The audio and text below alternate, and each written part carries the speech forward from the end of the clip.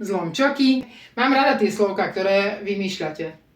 Vy ako žiaci. No, to sú také super slova. Napríklad toto nazývate, moji žiaci nazývajú toto zlomčoky. Nič ľahšie som v živote nevidela. Zlomková čiara. A idem si to popozerať najprv. Takže tu mám nejakú zátvorku, dva zlomky sčítať deleno. To budem násobiť a prevracať zlomok. Pozor na mínusy.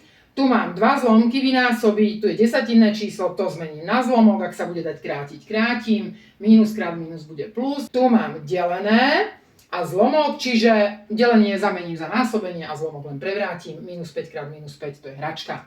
Minus 1 polovica plus 1 tretina, spoločný menovateľ 6. 6 delené 2 je 3, 3 krát mínus 1 je mínus 3. 6 delené 3 je 2, 2 krát 1 je 2. Mínus 3 plus 2 je mínus 1. Vybavené.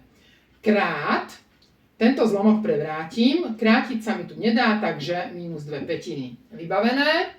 Mínus 3 pätiny krát mínus 3 pätiny, mínus krát mínus je plus, 3 krát 3 je 9, lomeno 25 krát 0,8. Napíšem ako zlomok 8 desatín krát 3 štvrtiny.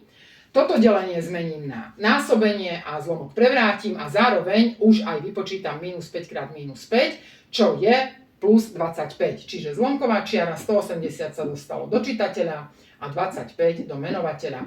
Opäť hlavná zlomková čiara. V čitateľi mám mínus krát mínus je plus, to je vybavené, krátiť, viem, áno. 6 dvojka, tu bude 1, tu bude 3. Čiže mám 1 krát 1 je 1, 3 krát 5 je 15, mám 1 15. Potom, tu mám násobenie medzi tromi zlomkami, super, lebo sa bude dať krátiť. A vidíme, že dá sa krátiť osmička a desiatka dvomi, tu bude 4 a tu bude 5. Ešte môžeme krátiť 4, 4, 1, 1. 9 krát 3 sa rovná 27, lomeno 25 krát 5 sa rovná 125.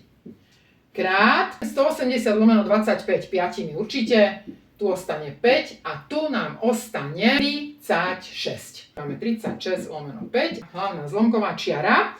A vonkajší s vonkajším príde do čitateľa. 1 krát 125 stačí, keď napíšem 125. Vnútorný s vnútorným príde do menovateľa. 15 krát 27 krát 36 lomeno 5. A veru vidím tu možnosti na krátenie, pretože